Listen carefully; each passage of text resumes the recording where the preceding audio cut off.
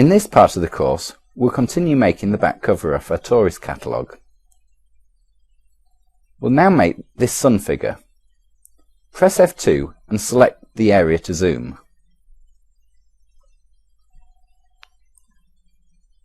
This background orange figure is locked.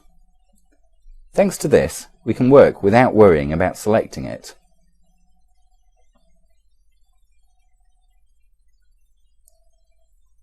Switch to the ellipse tool, hold Ctrl and draw a proportional circle.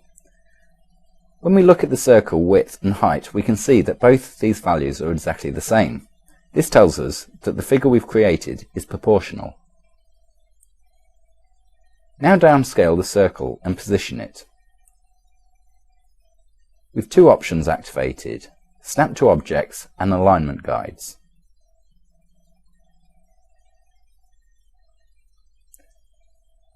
These options will help us in our work. Now duplicate the circle.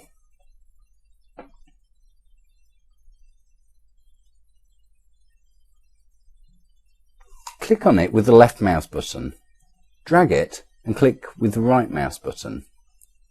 This new circle is aligned vertically with the original figure.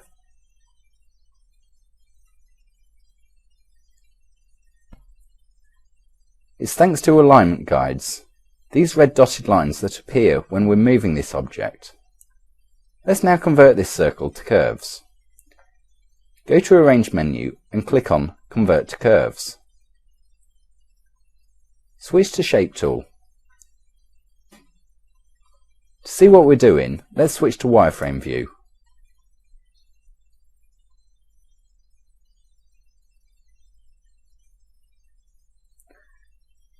This view doesn't show us fill and the outline of the figure. This makes our work on paths much easier. Select the bottom node, hold Ctrl and move it down. We've been moving this node with Ctrl, but it wasn't necessary. The alignment guides are active and they're helping us to position the node by showing these red dotted lines. When the alignment guides are deactivated, we can always help ourselves by just pressing Ctrl.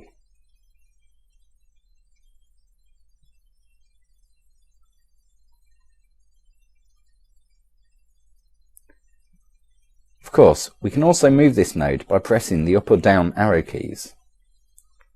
So let's activate alignment guides.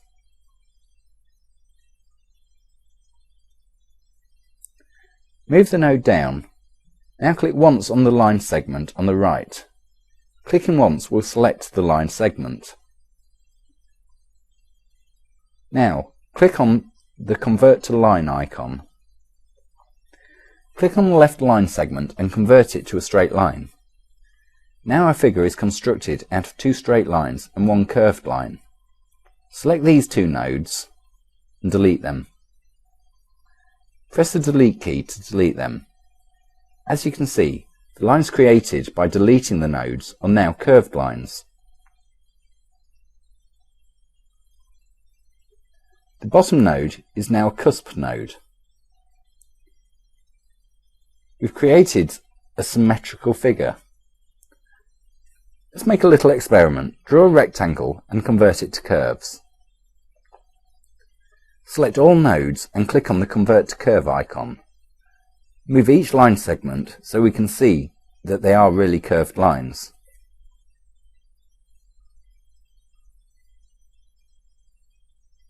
Select one line segment and click on the Convert to Line. Now select the top left node and delete. As you can see, the line was automatically converted to curve line. Press Ctrl Z and delete the bottom node. The effect is the same. So when we have a straight line and a curve next to it, deleting a node will create one big line which will be curved. Let's talk about one more thing. So on the left side of the node there's a straight line, and on the right there's a curved line.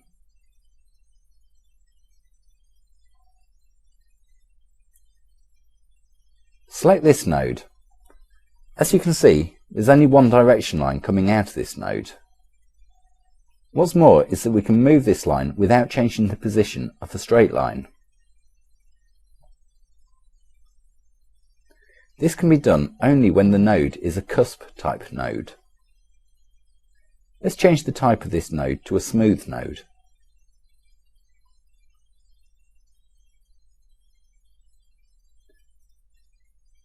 Now the direction line is locked.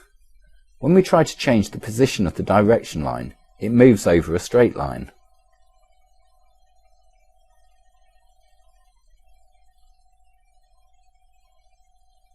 We can't move to the left or the right.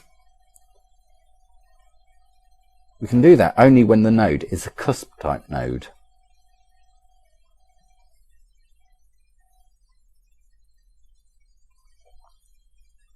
This can sometimes prove to be a very useful option. When we hold Alt, we can change the position of the direction line handle like this. So if the node is a smooth node and the line next to it is a straight line, the direction line will move like an extension of the line segment.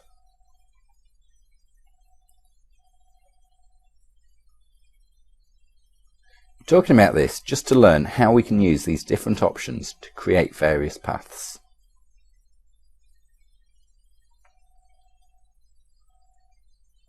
So, when the node is a symmetrical or smooth type node, the direction lines can't be moved separately without affecting each other. So that's just some information about types of nodes. Let's now create this sun ray in a different way. Switch to the ellipse tool and draw a circle and convert it to curves.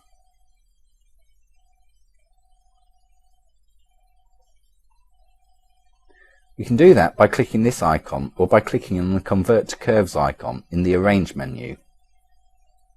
Delete the node on the right, select these two nodes and convert them to cusp nodes.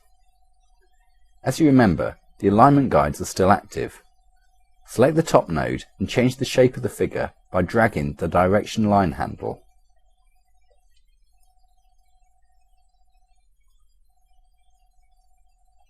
We can now position this direction line without holding Control.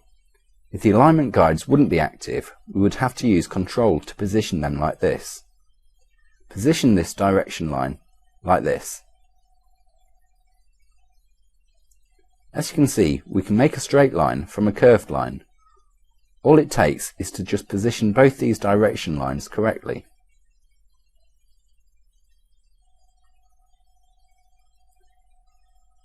If the direction line doesn't want to snap to the alignment guideline, press Ctrl.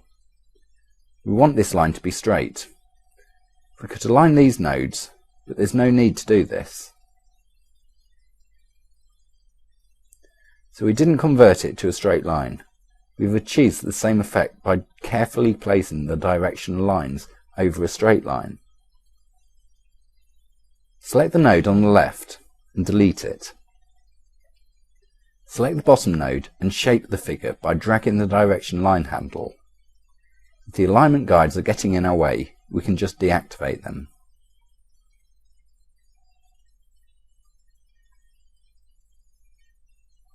Let's also deactivate the Snap to Object option. So we've created one half of the sun ray.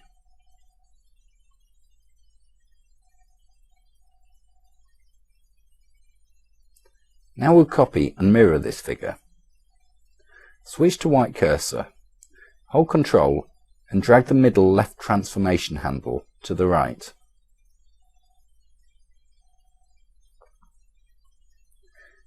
We don't have to use the names of the tools, we can just name them in whatever way we want. This way we'll remember them better. Select both figures and weld them. As you can see, something went wrong.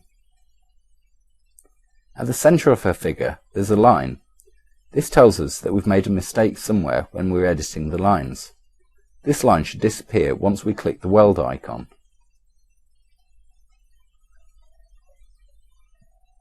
Press the plus key on the numeric keypad, switch to white cursor, hold Ctrl and drag the transformation handle to the right. Select both figures and weld them. Let's zoom in and look where the problematic point is. Here's an unwanted node. As you can see, the line is still there. This tells us that our figure wasn't perfectly straight.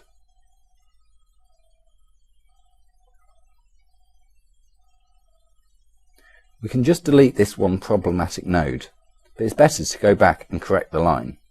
It will save us a lot of trouble later on. Select this line segment and click on Convert to Line icon. Select these two nodes and align them. Now we'll try to duplicate and weld this figure again. We need to avoid such situations when the figure is more complicated. Searching for problematic nodes can be a dull and also be exhausting.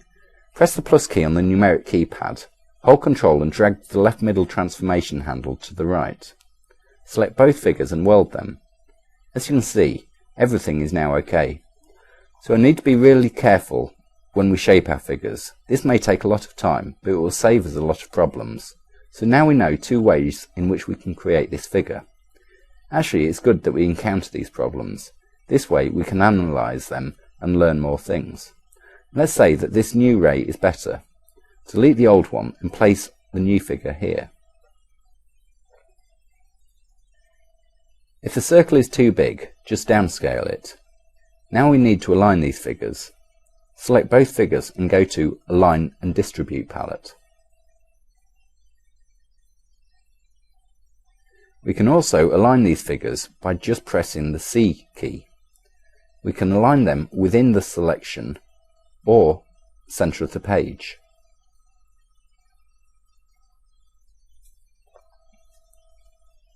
Well, let's align them to the center of the page. Click once on the ray figure to select it. Now click on it again to show the rotation handles.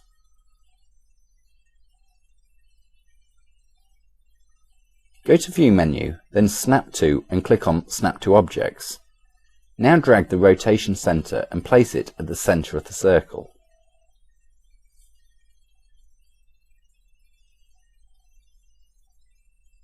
Now we'll rotate this figure around the circle. Go to Arrange, then Transformations and click on Rotate. Change the rotation angle to 45 degrees.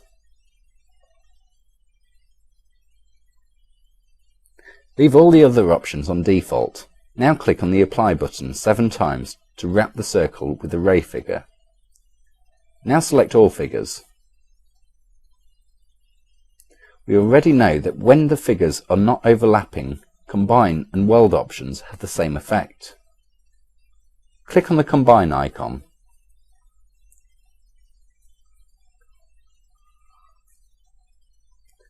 Press F3 to zoom out. Let's now deactivate Snap to Objects option.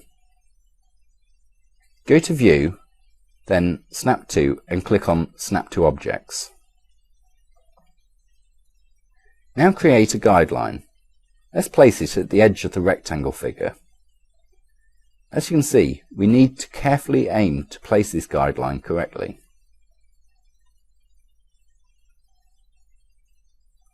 Press Ctrl Z. It can be done, but it's really difficult. Let's now activate the Snap to option again. Now this action will be a lot easier. The program will help us place the guideline by showing us prompts and snapping the line to rectangle's edge. Let's deactivate alignment guides. Where they're not active, as you can see, Corel shows us prompts even without this option active. Create another guideline and place it at the other side of the rectangular figure. So why have we made these two guidelines? They will help us correctly position this sun figure.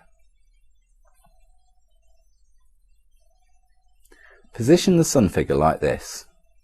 Now downscale this figure until its width will be the same as the rectangle width.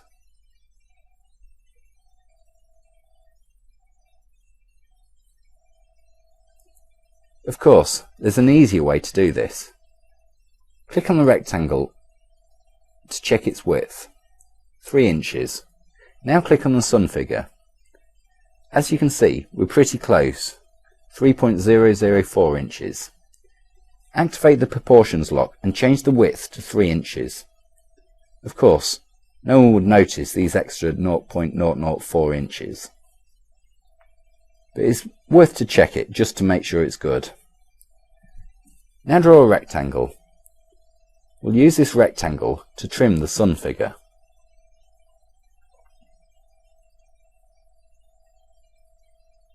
As you can see, there's a slight problem. When we move it here, the program thinks that we want to insert it into the clipping mask.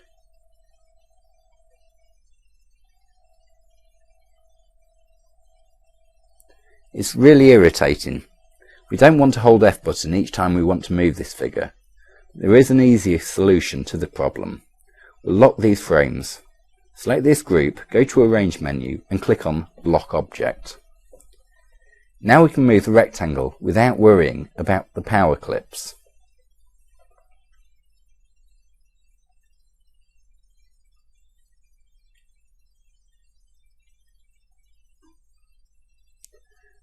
One thing that we can learn from this is that we can insert both photos and figures into the power clip frames.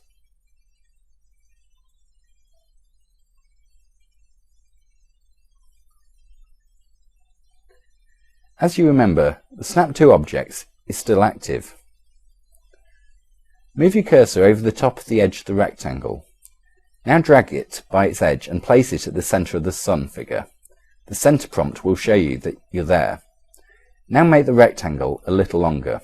The top edge of the rectangle has to be placed in the middle of the sun figure because we want to cut this figure in half. The rectangle is at the top because we've created it last. We don't have to change its position. Select both objects. Now click on the trim icon. Select the rectangle and delete it. Now move the trim figure down. Alignment guides will help you keep its vertical position. Press Shift and F4 and switch to normal view. Let's now try to unblock the orange figure. In the Arrange menu, there's only an option to unlock all objects. So how can we unlock only this one particular? Click on the rectangle with the right mouse button and click on the Unlock Object icon. We'll now convert this rectangle into a bitmap and apply an effect to it. But before that, let's select the sun figure, change its colour to red and set the outline to none. Let's go back to bitmaps. To convert this object to a bitmap, we need to go into the bitmaps menu and click on Convert to Bitmap. Leave all these options active, especially the anti-aliasing and transparent background options. Don't uncheck them.